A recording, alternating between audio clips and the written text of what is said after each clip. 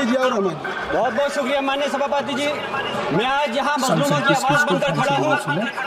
उन करोड़ों भारतीय मुसलमान और अल्पसंख्यकों की जद्दोजहद और हक की बात करना चाहता हूँ जो इस देश का अटूट हिस्सा हैं। मेरे अल्फाज बंटवारे के नहीं बल्कि इत्तेहाद के हैं। मेरे अल्फाज मायूसी के नहीं बल्कि एक उम्मीद के हैं। ऐसी उम्मीद जो कि हमारे इस देश को जोड़ना चाहती है। हमारे संविधान को बनाने के लिए हमारे बाबा भीमराव अंबेडकर साहब, मौलाना अबुल कलाम आजाद साहब, डॉक्टर जाकिर हुसैन साहब ने मिलकर के इस संविधान को बहुत मेहनत के साथ बनाया था। ये सिर्फ किताब की शक्ल में देने के लिए नहीं है। आज संविधान के उस पर मैं कहना चाहता हूँ कि भारत का संविधान इंसाफ, आजादी और भाईचारगी की जिंदा गवाही है और ये गारंटी देता है कि नागरिक हर मजहब, जात या नस्ल पर इज्जत के साथ गुजार सकते हैं जिंदगी। लेकिन अफसोस है, एक मुस्लिम रहनुमा की हैसियत से मुझे इस दस्तावेज पर बेपनाह फख्र है जो कि दस्तावेज जो संविधान हमें इजाजत देता है।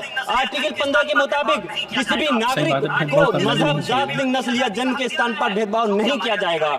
आर्टिकल 19 में बोलने के अभिव्यक्ति की आजादी का हक दिया गया है जो कि हमारे अधिकारी को हक की आवाज को छीनने का आप काम कर रहे हैं। आर्टिकल 25 अपने मजहब को मानने और उस पर अमल करने की आजादी देता है। आर्टिकल 29 के तहत अल्पसंख्यकों के हकों की हिफाजत करने के लिए प्रावधान किए गए हैं।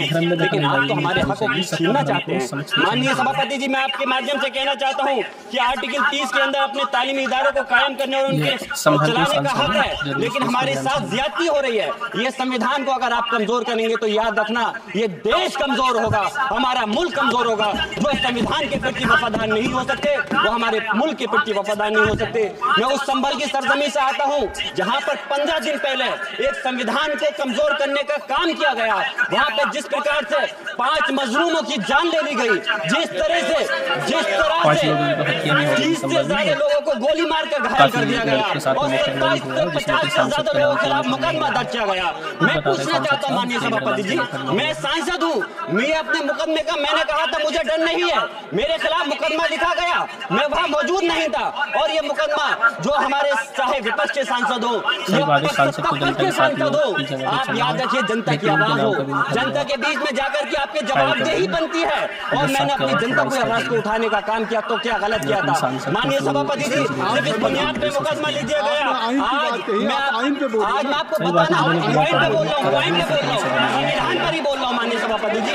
आज मैं चाहता हूँ उन लोगों को इंसाफ मिलना चाहिए जो इसके जिन्होंने ज्यादती की है उनको सजा मिलनी चाहिए। और आज एक इमाम को सिर्फ इसलिए गिरफ्तार कर लिया गया संभल के अंदर कि सिर्फ उन्होंने अजान लाउड स्पीकर से दे दी थी। अफसोस है कि आज हमारे साथ ऐसी ज्यादती हो रही है। माननीय अध्यक्ष जी, हमारा संविधान किसानों को मजबूती की बात करता है जो इस देश की रीढ़ की हड्डी है। 130 किसान जो 10 दिन से ज्यादा समय से जेल में बंद हैं, आप किसानों को हक नहीं दे पा रहे हैं तो किसको हक देने का काम करोगे? मैं आश्वस्त करता हूँ आज पूरे प्रदेश और मुल्क के अंदर जिस तरह से हमारे लोगों की हिफाजत नहीं की जा रही, एक मॉब लिंचिंग सिर्फ धन के नाम पर, अगर कोई मुस्लिम है, ओबीसी है या पिछड़ा समाज का, एसटी समाज का है तो नाम पूछ कर करके उसकी हत्या कर दी जाती है। बुलडोजर चलाए जा रहे हैं। हेट स्पीच, अगर कोई हम कुछ बोलते हैं तो हेट स्पीच करके मुकदमा दर्ज कर देते हैं। और जो हमारे धार्मिक आका हमारे सल्लल्लाहु अलैहि वसल्लम की शान में गुस्ताखी करता है उनके खिलाफ कोई कार्रवाई नहीं। मेरे पास समय कम है इसलिए तेजी के साथ में मुझे बोलना पड़ रहा है। माननीय सभापति महोदय जी, ये सवाल बंटवारे का नहीं बल्कि हम वतनों के लिए जिनका जमीर मर गया है उनके जमीर को जिंदा करने के लिए है। हम चाहते हैं इस देश की आजादी, हमारी देश की सभापति जी, बस मैं अपनी बात खत्म कर रहा हूँ 1 मिनट। हमारी देश की आजादी के लिए मैं ये कोई बंटवारे की बात नहीं कर रहा है, लेकिन हमारे मुस्लिम और हिंदू समाज सब लोगों ने मिलकर के इस देश को आजाद कराने का काम किया था। आज उनके साथ ज्यादती क्यों की जा रही है? हम लोग अपने इस मुल्क के अंदर मजबूरी से नहीं रुके बल्कि हम जो है अपनी मर्जी से रुके थे। हमारी मुल्क को आजाद कराने में हजारों लाखों मुसलमानों ने शहीद हुए थे। माननीय सभापति जी, कंक्लूड कर रहा हूँ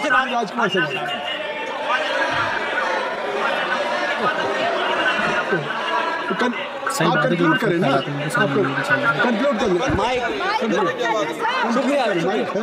शुक्रिया माननीय सभापति जी। मैं एक मुस्लिम और अल्पसंख्यक रहनुमा के तौर पर मैं अपनी बिरादरी के लिए खास हक के मुताबिक नहीं करता। मैं सिर्फ ये चाहता हूँ कि आईना के बाद संविधान के मुताबिक हर नागरिक के लिए जो वादा किया गया उसे पूरा हो, हुकूमत से कमजोर की हिफाजत को यकीनी बनाए और नफरत फैलाने वालों को सजा दे। और मैं अपनी बात इस शेर के साथ खत्म करना चाहता हूँ जो कि हबीब जालिब का शेर है। ऐसे जुल्म सुबह बेनूर को मैं नहीं मानता, मैं नहीं जानता, मैं भी खाइफ नहीं तख्ताए दार से, मैं भी मंसूर हूँ के दो अगियार से, क्यों डराते हो जिंदान की दीवार से, जुल्म की बात को, जहल की रात को, मैं नहीं मानता, मैं नहीं जानता। श्री राजकुमार संगवान जी, श्री राजकुमार संगवान जी।